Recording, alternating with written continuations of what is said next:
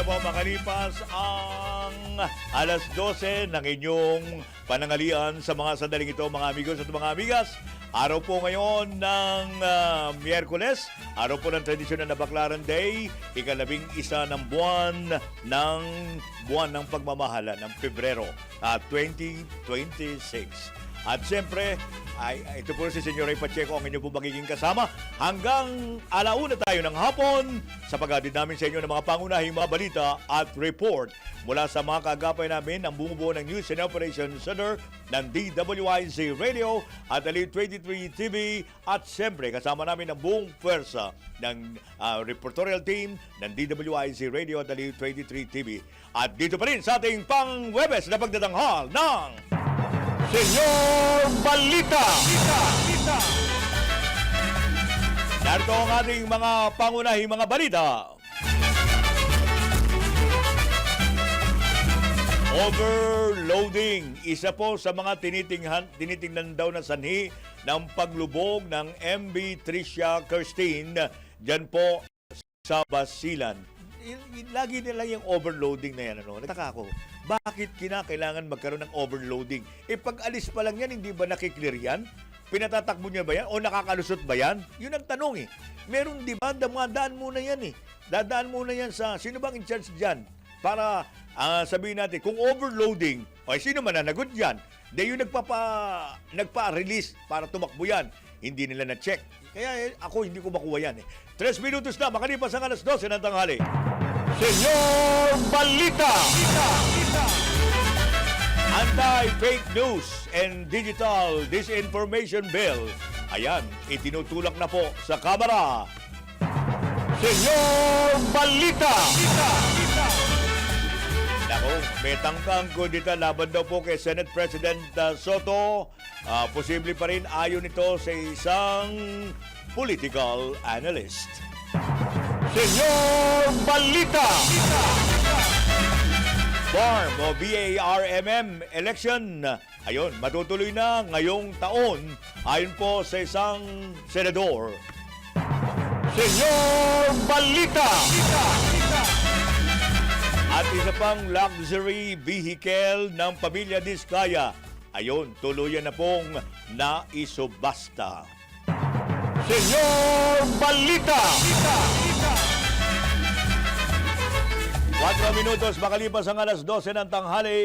Siyempre pa, bago ang pag-atid namin sa inyo ng mga detalye ng ating mga pangunahing mga balita ngayong araw na ito ng Miyerkules, ay atid muna namin sa inyo, whether you like it or not, ang magiging lagay ng ating panahon sa pamamagitan ng ating weather reporter, si Daryl Castaigne. Pinakahuli, pinaka-latest, pinaka-napapanahon. Whether we like it or not, ito ang magiging DWIZ Weather Report. Magandang tanghali Pilipinas! Narito na ang latest sa lagay ng ating panahon. Good news dahil wala pa rin tayong inaasahang LPA o bagyo sa loob at labas ng Philippine Area of Responsibility o PAR. Ibig sabihin yung mga weather systems lamang natin tulad ng shear line at northeast monsoon o amihan ang kasalukuyang umiiral po sa ating kalupaan. Sa malaking bahagi po ng Visayas kasama na ang Albay, Sorsogon, Masbate, Surigao del Norte at Dinagat Islands, asahan po ang cloudy skies na may kalat-kalat na pagulan at mahihinang mga pagkulog at pagkidlat. Dulot po ng pagsasalubong ng hanging amihan at ng easterlies na nagdudulot po ng mga pagulan galing po sa tinatawag na shear line. Yan po ang paborito ni Senyor Pacheco. Habang sa Cagayan Valley, Cordillera Administrative Region, the rest of Bicol Region, Aurora and Quezon, asahan ng maulap na papawirin na may mga pag-ambon lamang maging sa Metro Manila at nalalabing bahagi ng Luzon, pero mas maganda at mas maliwalas po ang lagay ng panahon. Dulot po ng malamig na simoy ng hangin na dala ng northeast monsoon o amihan. Habang mga mahihinang localized thunderstorms lamang ang inaasahan nating mararanasan sa nalalabing bahagi ng Mindanao na may minsan ng mga pag-ulan na light to at times moderate rainfall.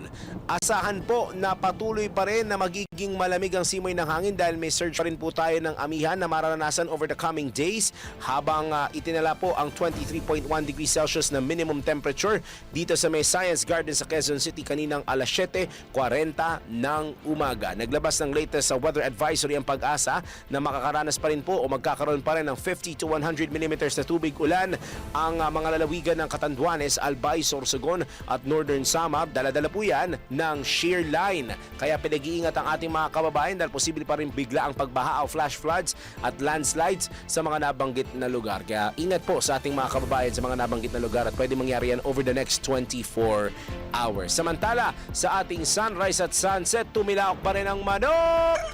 Kaninang alas 6:22 ng umaga at asahan ang paglubog ng araw mamayang alas 5:59, isang minuto bago mag-alas 6 ng evening. Sa ngayon, yan muna aking latest weather report, whether you like it or not.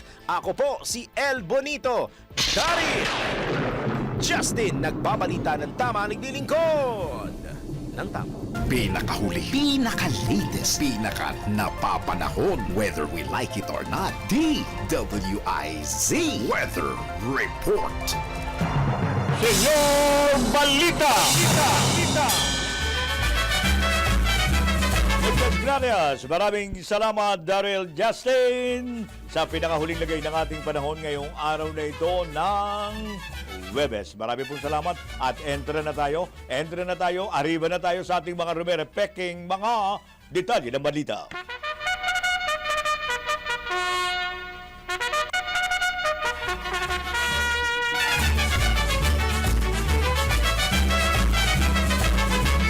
Minutos, makakalipas ang alas 12 ng tanghali, isa sa mga tinitingnang posibleng dahilan ng paglubog ng MV Tricia Kirstine 3. Diyan po sa Basilan ay ang overloading at overcapacity. At ayon po kay Transportation Secretary Giovanni Banoy Lopez, ang nasabing sanhi ay pinagsamang rate ng mga pasahero at rolling cargos na malayo po sa aktual na kapasidad na kayang dalhin ng barko.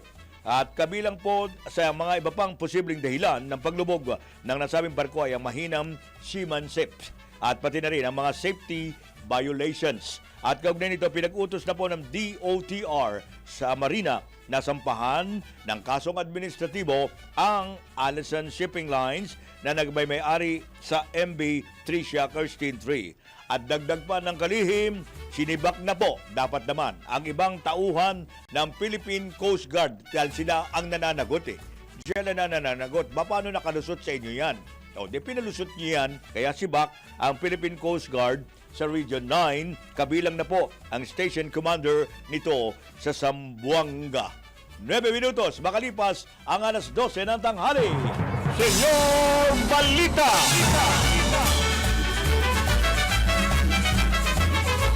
Samantala, itinutulak na po ni House Speaker Faustino D. III ang Anti-Fake News and Digital Disinformation Bill. At git ni Speaker D, mahalaga po magkaroon ng isang legal framework na pipigil po sa paglaganap ng maling impormasyon online.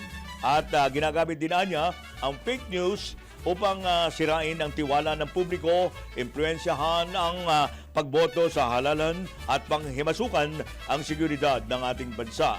At bukod pa niya ito sa masamang epekto ng fake news sa mental health ng mga kabataan na nakaka-epekto po sa kanilang paglaki at paniniwala. At inaasahan ding makatulong ang panukala sa pagpapalawig ng sa mga batas ukol sa online sexual abuse at child sexual abuse o exploitation materials. At una nang iniulat na kabilang sa bagong listahan ng LEDAC priority bills ng Administrasyong Marcos ay ang Anti-Fake News and Digital Disinformation Bill. Senyor Balita!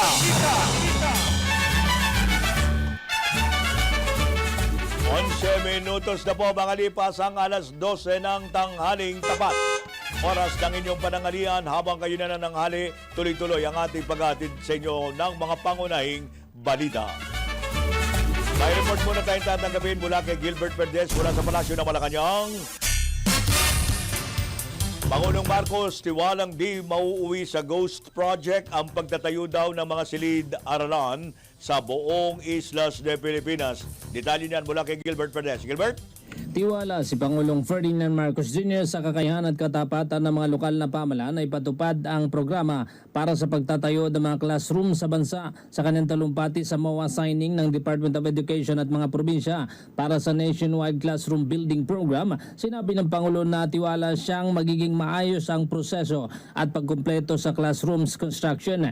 Naniniwala ang Pangulo na mismo ang mga tao ang kakalampag at sisita sa mga gobernador kapag may nakitang problema sa proyekto. Sinabi ng Pangulo na sa pamagitan ng MOA, tinitiyak na ang pondo ay magbubunga ng mararamdamang resulta. Patrol 13, Gilbert Perdes para sa Himpilang May Totong Las. DWIZ, nagbabalita ng tama, naglilingkod ng tama. Senyor Balita! Maraming salamat, Gilbert. Direktamente sa Palasyo ng Malacanang, 12 minutos makalipas ang alas 12 ng tanghali.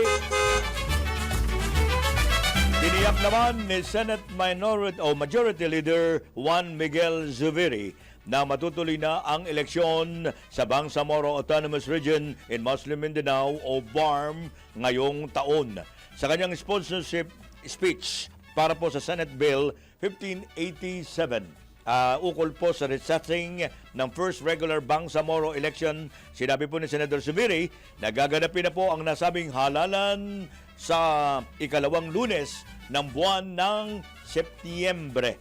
At para po sa senador, kung hindi magkakaroon ng halalan sa BARMM ay baka po masayang ang nararanasan ng pag-unlad ng naturang rehiyon.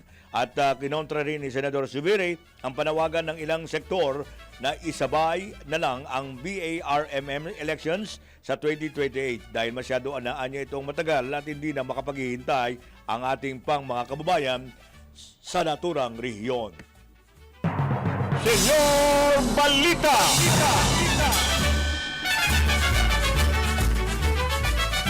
13 minutos makalipas ang alas 12 ng tanghali. May report tayo mula kay Patrol 24, June Samson.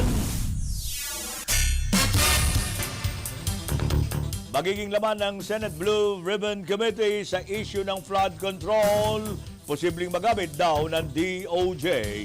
Detalye mula kay June Samson. June? Senyor, kumpiyansa ang Department of Justice na magagamit nila sa investigasyon ang mga nilalaman ng Senate Blue Ribbon Committee kaugnay sa umano'y manumalyang flood control projects. Iginiit ni Justice Secretary Frederick Vida na nais nilang tulungan ng komite pero tiniyak nito na hindi nila iimpluwensyahan ang nasabing ilalabas na committee report. Ipinaliwanag ni Vida na desisyon ng Senado kung ano ang ilalagay sa report at kung sino-sino ang mga ire-recommendang kasuhan o maimbestigahan. Tiniyak naman ng DOJ na titimbangin at pag-aaralan ng prosekusyon ang magiging rekomendasyon na ilalabas ng Senado. Nilinaw naman ng DOJ na nakadepende sa respondent kung sino ang kanilang hahawakan. Pero kung may basbas mula sa Office of the Ombudsman, ay handa umano silang hawakan ng mga opisyal ng gobyerno para sa preliminary investigation at sa case build-up. Magugunitang nag-leak ang nasabing draft report kung saan inire-recommenda ng komite ang pagsasampa ng mga kasong plunder, malversation of public funds at direct bribery laban kina Senator Chis Escudero, Jinggoy Estrada, Joel Villanueva at iba pa. Patrol 24, June 2020, ito rin na WIZ, nagbabalita ng tama, naglilingkod ng tama. Senyor Balita! 15 minutos makalipas ang alas 12 ng tanghali. Maraming salamat, June Samson. Samantala, naisubasta na po yung Rolls-Royce Cullinan ng mag-asawang kontratista na sina Carly at Sarah Diskaya. Ang mahal nito, Rolls-Royce, ha? Sa Great Britain mo lang ito makagagamit, ha? Doon na sikat yan. Ito ay matapos ang tatlong bidding sa nasabing sasakyan. Nabili ang naturang luxury vehicle ng nag-iisang bidder na sumipot sa auction ngayong araw na Igorot Stone Kingdom Incorporated na sa presyong magkano? 29.026 million pesos mula po sa alok o floor price na 29.5 25 million pesos. Biro mo yun, kotse lang yan ha. Kotse lang yan. Akalain mo yan. Samantala, wala namang bid na natanggap sa unang 6 na Diskaya cars. Kabilang na po ang Lincoln Navigator na 8.6 million pesos, ang Alok at Cadillac Escalade na 8.27 million pesos. Gayon din ang Bentley Bentayga, titindi ng mga sasakyan ito, na ibinabana sa mahigit na 11 milyong piso. Ang Alok, mga hari lang itong kumakain, ang gumagamit nito eh. Ngunit wala rin nagbid.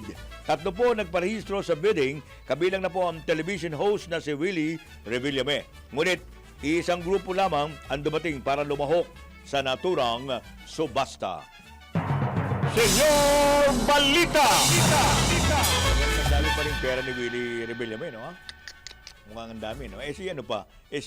Kung si Atong ang sana hindi walang kaso, bibili din yan. Kayang-kaya niya yan. 17 minutos lang makalipas ang alas 12 na tanghali.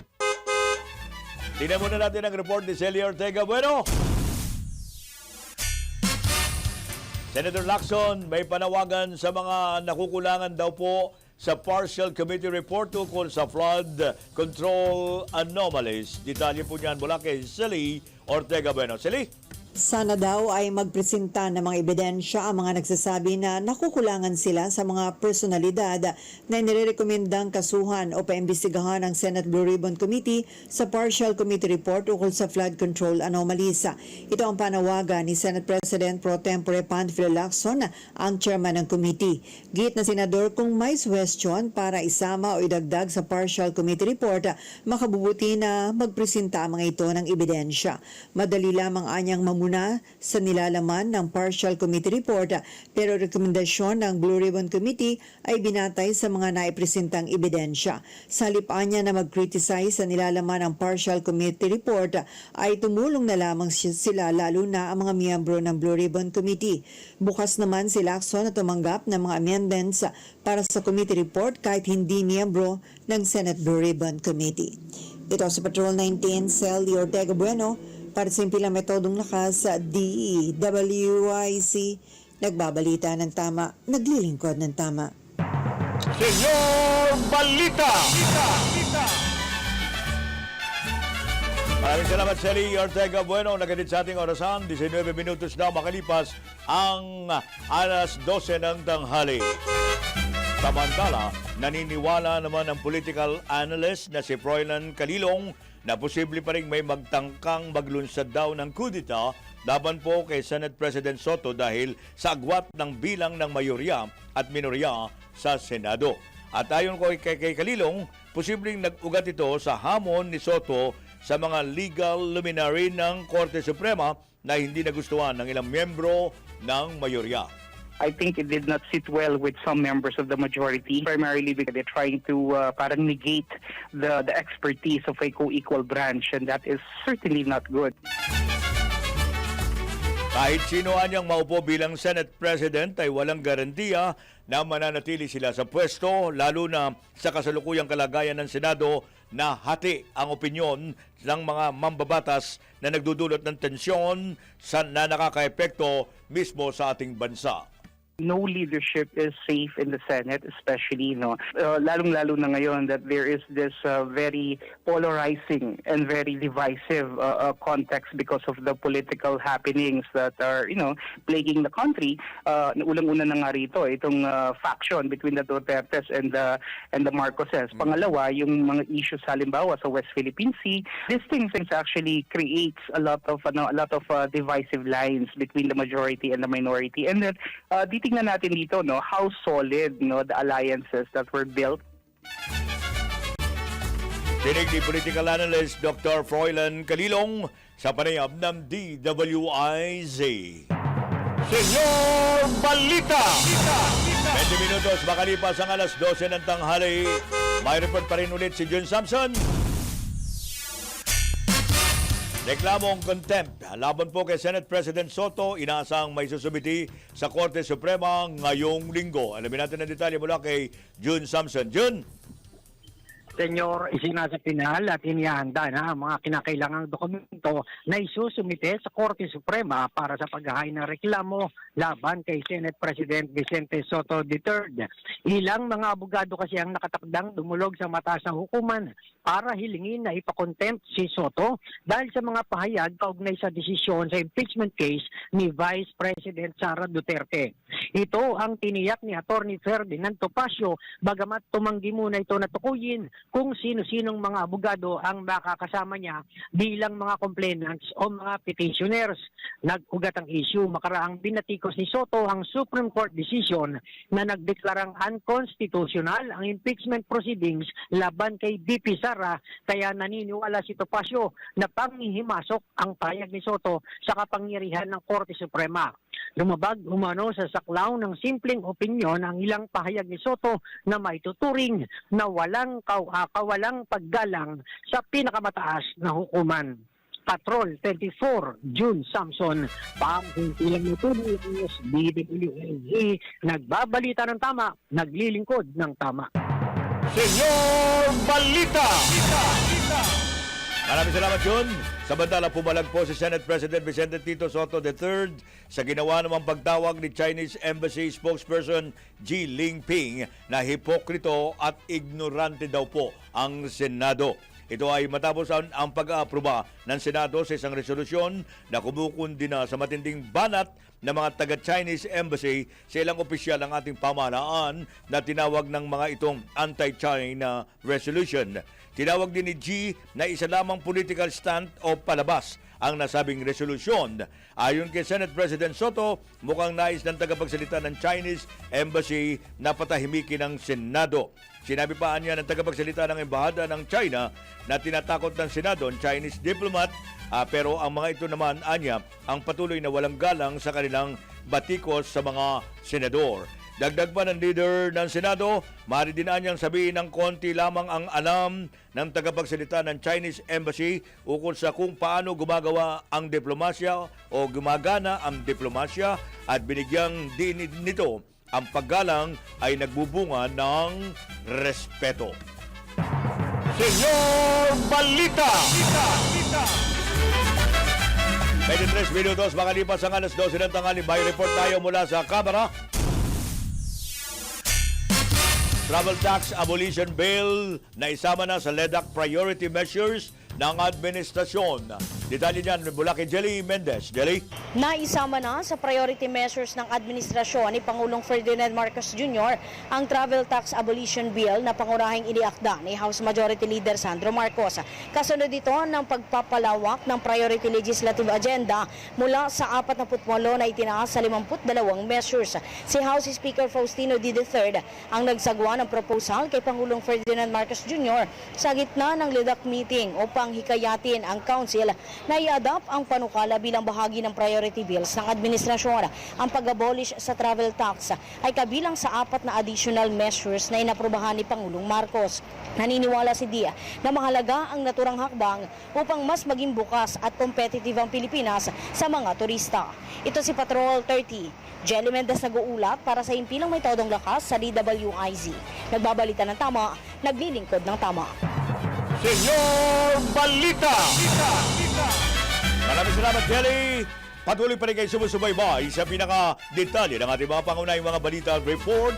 Mula pa rin sa mga kagapay natin ang buong na reportorial team ng DWIZ Radio Dali 23 TV. Babalik po kami sa mga karagdagang balitang ito pagkalipas po lamang ng ilang mahalagang paalala. Philippine Standard Time, eksakto pong 25 minutos na makalipas ang alas 12 ng tanghali. Senyor At 28 minutos na makalipas ang alas 12 ng inyong pananghalian. Medyo may nananghalian pa rin at this point. At siyempre patuloy pa rin kami sa paghahatid namin ng mga balita at report mula pa rin sa bumubuo na reportorial team ng DWIZ Radio at Daliw 23 TV.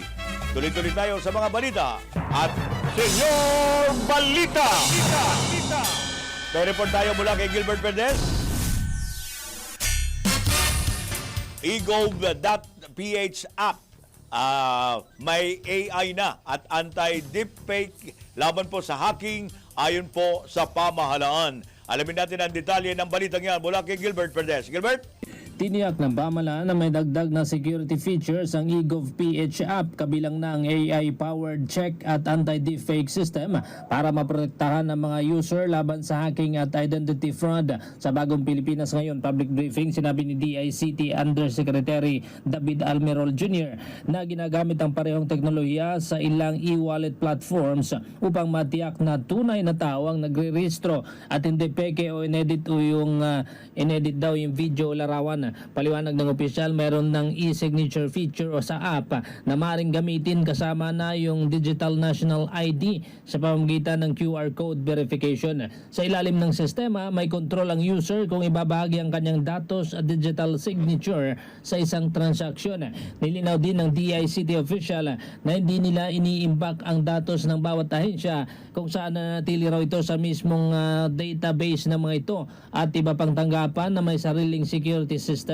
Bukod dito, sinabi ni Almerol na may two-factor authentication, OTP at face recognition verification ang app bilang dagdag na proteksyon sa bawat account.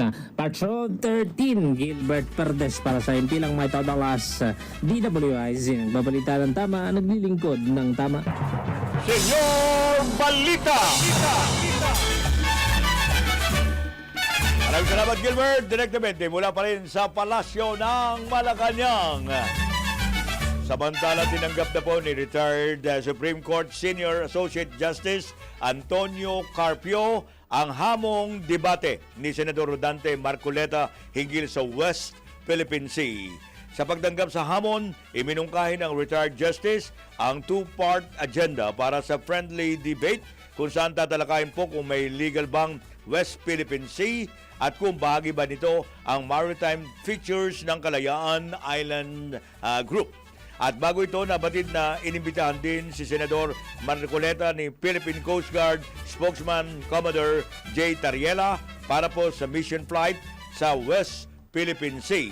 Bilang tugon, hinamon po ng debate ng Senador sina Carpio at Tariela, gayon din si University of the Philippines Institute for Maritime Affairs and Law of the Sea Director J. Batong Bakal bago po niya pagbigyan ang imbitasyon sa KIJ.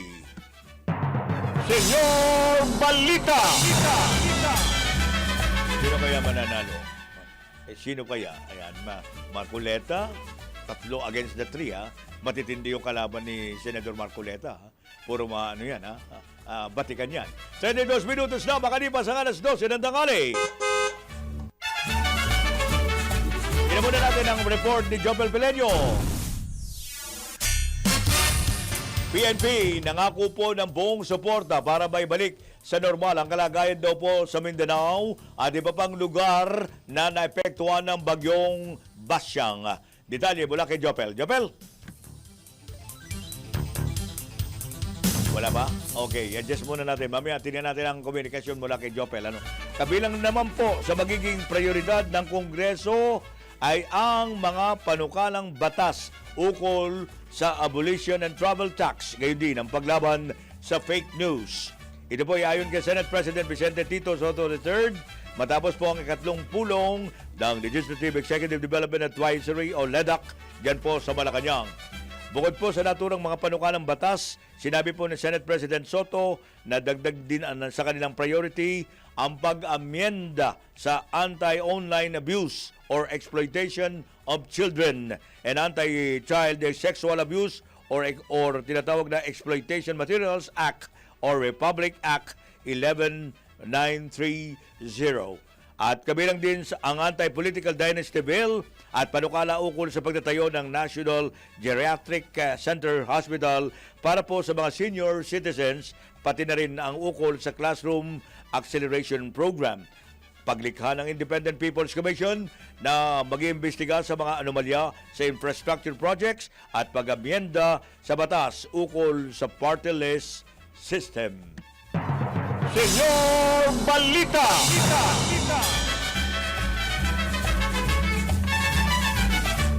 Nagbabalik si Celia Ortega Bueno mula po dyan sa Senado.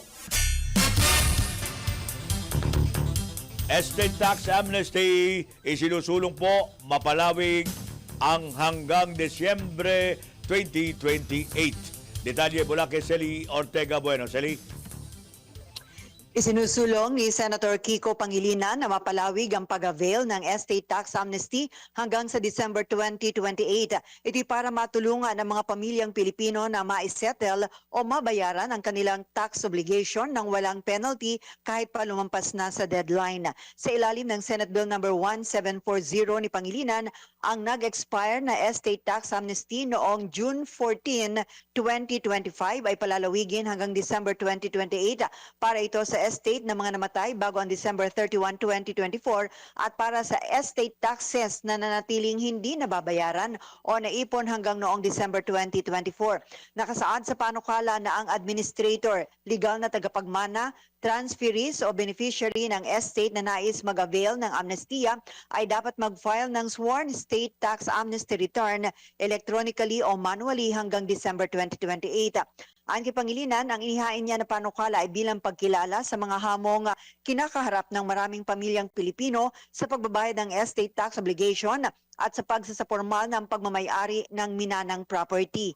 Magiging daan niya ang panukala para makalaya o makaiwas ang pamilyang Pilipino sa civil, criminal at administrative liabilities dahil papayagan ng installment na pagbabayad ng estate tax sa loob ng 2 taon nang walang civil penalty at walang interest. Matatanda ang ilang beses nang na-extend ang estate tax amnesty pero marami pa rin ang bigo na ito'y ma-avail kaya't marami pa ding nananawagan na sana'y magkaroon uli ng amnestiya sa pagbabayad ng estate tax. Ito sa Patrol 19, Celi Ortega Bueno para sa Impila Metodong Lakas sa DWIZ. Nagbabalita ng tama, naglilingkod ng tama. Senyor Balita! Maraming salamat, Celi Ortega Bueno. Nagatid sa ating orasan 36 minutos. Makalipas ang alas 12 ng tanghali.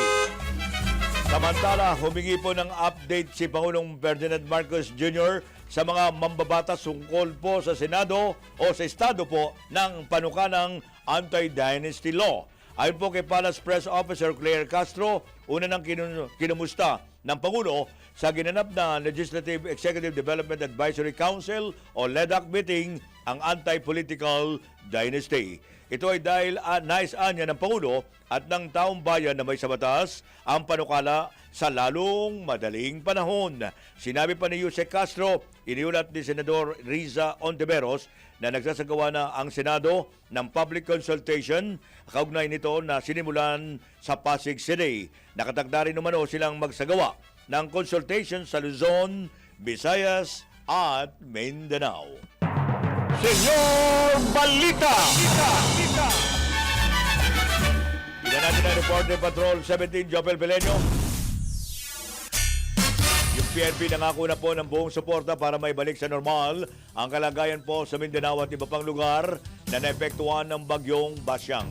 Okay, tingnan natin ang detalye mula kay Jopel Pelenyo. Jopel? Ipinangako ng Philippine National Police ang buong suporta sa road clearing operations at iba pang post-disaster response sa Mindanao at mga lugar na lubang na apektuhan ng pananalasa ng Tropical Cyclone Basyang. Ayon kay PNP Chief Police General Jose Mencio Tates Jr., nalayunin ng inisyatiba na muling mabuksan ang mahalagang rutang pangtransportasyon na naharangan dahil sa bagyo. Base sa ulat, ilang mga kalsada at tulay ang nanatiling sarado sa mga motorista sa iba't ibang bahagi ng Visayas at Mindanao, kaya't inatasan ni Police General Nartates ang mga kaukulang Police Regional Offices na mag-deploy ng mga tauhan para makipagtulungan sa mga lokal na pamahalaan sa pagpapabilis ng pagtanggal ng mga nakahambalang na debris. Giit ni Police General Nartates na may sapat silang bilang ng mga tauhan para magbigay ng kinakailangang tulong sa mga residente habang pinananatili ng mga police commander ang mataas na antas ng presensya para matiyak ang kapayapaan at kaayusan sa mga apektadong lugar. Ito si Patrol 17 Chopel Pelenyo para sa Impilang May Kadulakas, DWIZ. Nagbabalita ng tama, naglilingkod ng tama. Senyor Balita! Maraming salamat, Jopel. 39 minutos makalipas ang alas 12 ng tanghali. Samantala, nilinaw po ni Ombudsman Jesus Crispin Remulla na hindi dapat baliwalain ang kanyang naging pahayag. Hinggil daw po sa anyay naka-standby na ang mga arrest team kahit pa nagmistula itong biro nung una niya itong banggitin. Ayon sa Tanod Bayan, bagamat maaaring pabiro ang pagkakalahad ng kanyang sinabi, seryoso siya sa mensahe nito. sa oras anya na may mailabas na warrant of arrest. Tiyak na ipatutupad ito ng pamahalaan at may mga nakahandang arrest team para po sa naturang layunin. Nang tanungin naman kung para kanino ang tinutukoy ng mga arrest team, sinabi po ni Ombudsman Remulla na ito ay para sa mga taong dapat arestuhin. Natural. Natural naman. Subalit tumanggi siyang magbigay ng karagdagang detalye kung lokal o international ang mga kasong tinutukoy nito. Senyor Balita! 30 minutos, makalipas ang alas 12 ng tanghali. Tingnan muna natin ang report muli ni Gilbert Perdes sa Palasyo ng Malacanang. Naku, kumakalat daw yung balitang may colon cancer ang Pangulong Marcos. Ang totoong nangyayari talaga, meron cancer sa bulsa ang karamihan ng mga Pilipino. Diba? Yan, bakit yan? Hindi nyo na i-report na karamihan ng mga Pilipino ay may cancer. Cancer sa bulsa. Okay, walang katotohanan yan ayon sa Malacanang, yung colon cancer ni Pangulong Marcos Alamin nga natin ang detalye mula kay Gilbert Perdes. Gilbert! Walang katotohanan ang kumakalat na balitang may colon cancer daw si Pangulong Ferdinand Marcos Jr. Itong nilinaw ng palasyo matapos umingay ang issue, lalo na nang mag-post ang dating presidential spokesperson na si Harry Roque ng screenshot ng Pangulo mula sa isang event at sinabing may suot daw na colostomy bag ang presidente. Ayon kay Palace Press Officer Undersecretary Claire Castro, malinaw na fake news ang naturang aligasyon. Anya kung ang impormasyon ay nagmumula kay Roque na tinawag niyang isang fake news peddler, hindi raw ito dapat paniwalaan. Dagdag pa ni Castro, makikita sa kabuuan ng video ang naturang public event na maayos ang kalagayan ng Pangulo at tinaas pa nito ang kanyang mga kamay habang kumakaway sa publiko. Patunay na walang basehan ang pinapakalat na larawan at kwento. Patron 13, Gilbert Perdes para sa Himpilang May Totonglas, DWIZ. Nagbabalita ng tama, naglilingkod ng tama. Senyor Balita! Maraming salamat, Gilbert. Direktamente sa Palasyo ng Malacanang. 41 minutos na makalipas po ang alas 12 ng tanghali. Samantala, nakikidalamhati po ang Malacanang sa pagpanaw po ni dating House Speaker Joe De Venecia Jr. Nakikiramay din po ang buong staff ng DWIC. At sa isang statement, inilarawan po ni Executive Secretary Ralph Recto si JDB bilang leader na may tapang at malasakit sa pag-unlad ng bansa. Matagal po namin nakasama ito Matagal namin nakasama. Ayon po kay E.S. Recto, kinatawan ni De Venecia ang grit and grace ng isang pinunong hindi nasisiyahan sa nakasanayan at patuloy na nagtutulak ng mga reforma upang mabasag ang mga hadlang sa progreso.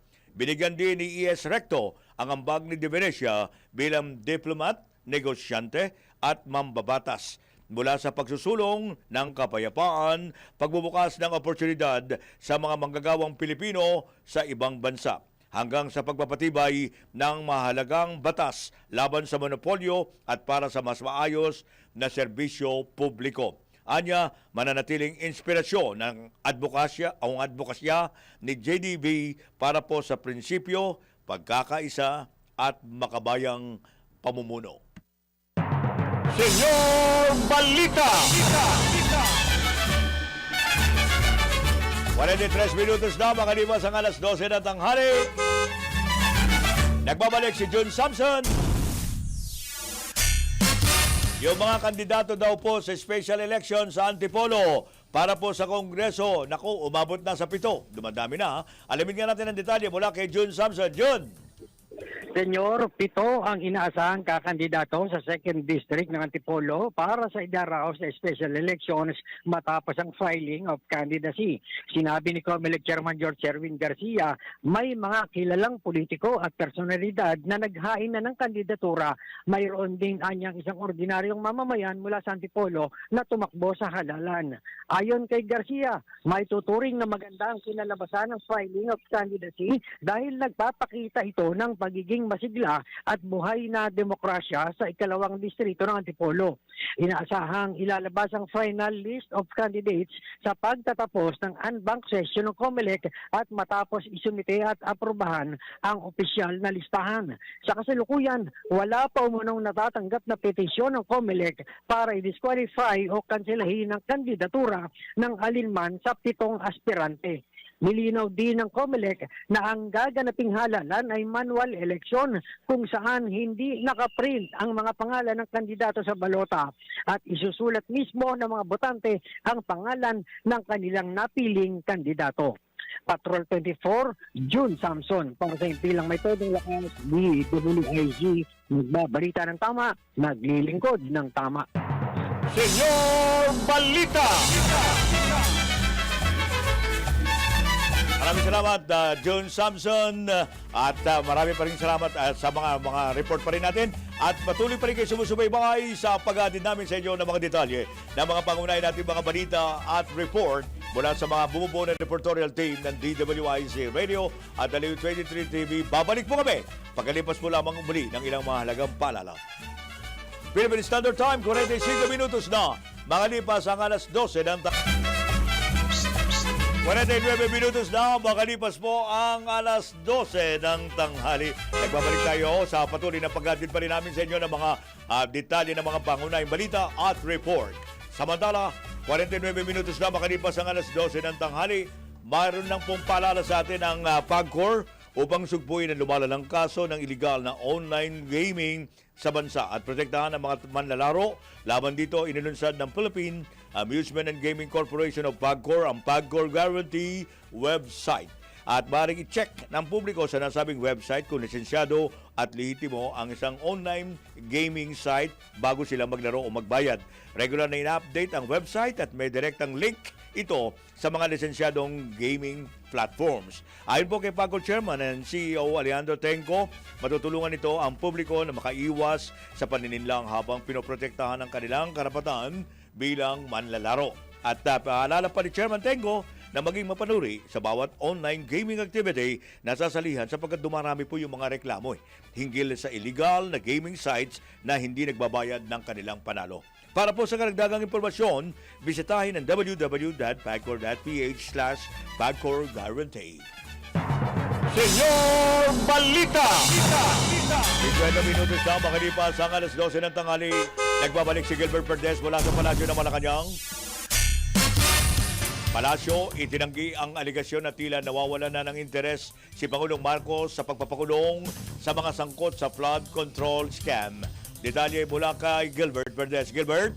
Itinanggi ng Malacanang ang palagay ng ilan na nawawalan na raw ng interes si Pangulong Ferdinand Marcos Jr. sa pagpapakulong sa mga sangkot sa flood control scam dahil nalilipat na raw ang atensyon nito sa iba pang bagay tulad halimbawa sa usapin ng ekonomiya. Sa briefing sa Malacanang sinabi ni Palace Press Officer Undersecretary Claire Castro na hindi totoo na nawawalan na ng interes ang Pangulo sa pagpapanagot sa mga sangkot sa katiwalian. Bagkus ay nakasubaybay pa rin ang Pangulo sa takbo ng mga investigasyon kaugnay ng usapin. Sinabi ni Castro na kailangan din naman kasing pagtuunan ng pansin ng Pangulo kung paano muling pasisiglahin ang ekonomiya ng bansa upang makabawi. Dahil kasi anya sa mga nabunyag na anomalya sa mga proyekto ng gobyerno, sadyang hindi mapipigilan na maapektuhan ang lagay ng ekonomiya ng ating bansa. Patrol 13, Gilbert Perdes para sa Impilang May Todolas, DWIZ. Nagbabalita ng tama, naglilingkod ng tama. Senyor Balita! Maraming salamat, Gilbert. 52 minutos. Makalipas ang alas 12 ng tanghali.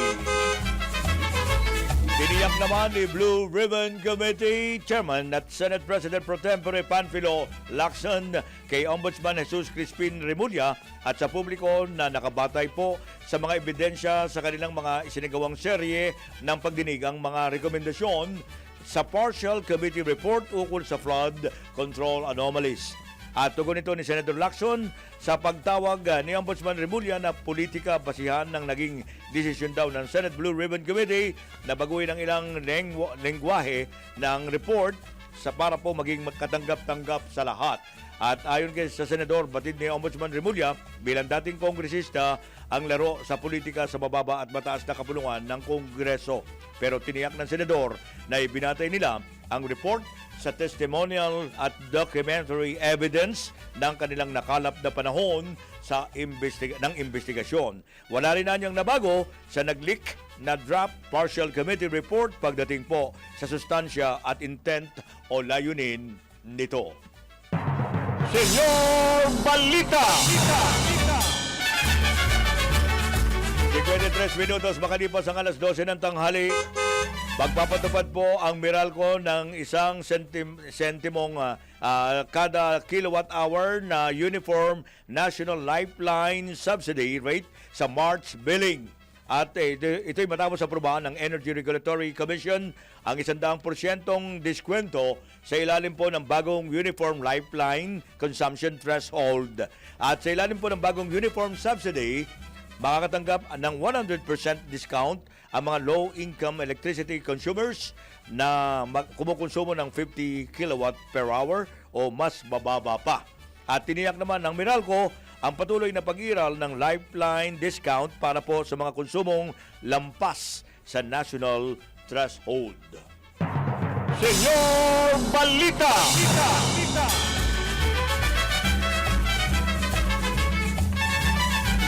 Paigtingin pa ng Office of the Ombudsman ang maagap na aksyon laban sa katiwalian sa pamahalaan. Sa isang press briefing sa Baguio City, sinabi po ni Ombudsman Jesus Crispin Remulla na nais niyang kumilos agad ang kanyang tanggapan at hindi lamang umaksyon kapag may reklamo na.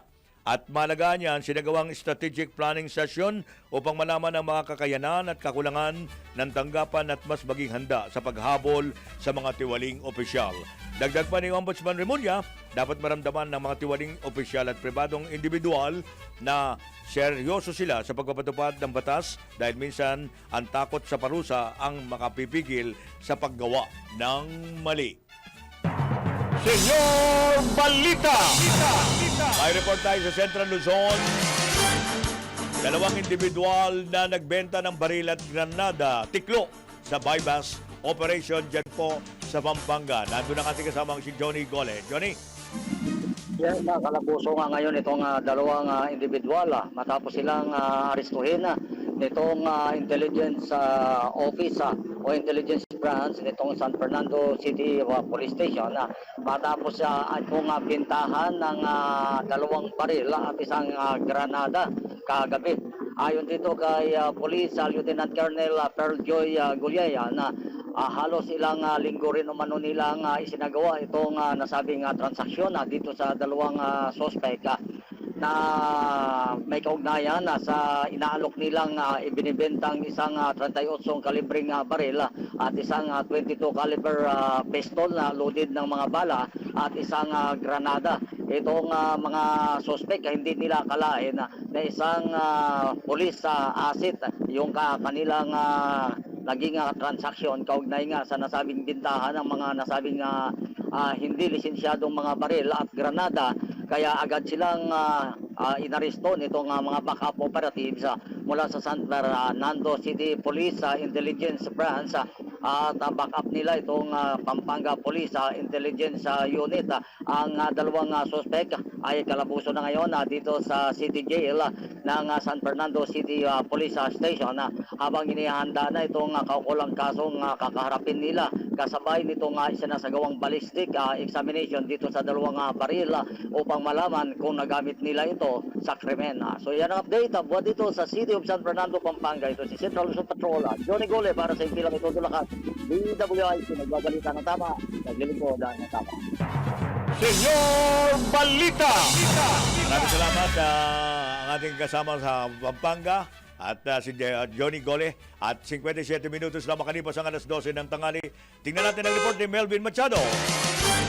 Disaster Emergency Response Contingent ng CAMSUR Provincial Police inalerto na po sa Dumang Shoreline sa Bicol. Detalye mula kay Melvin Machado. Melvin? Maliban sa regular na trabaho ng kapulisan ng Camarines Sur Police Provincial Office gaya ng pag-aresto sa mga wanted person, hindi nagpabaya ang bawat municipal police station sa lalawigan nang maramdaman itong nakarang araw ang pag-uulan dulot ng shoreline.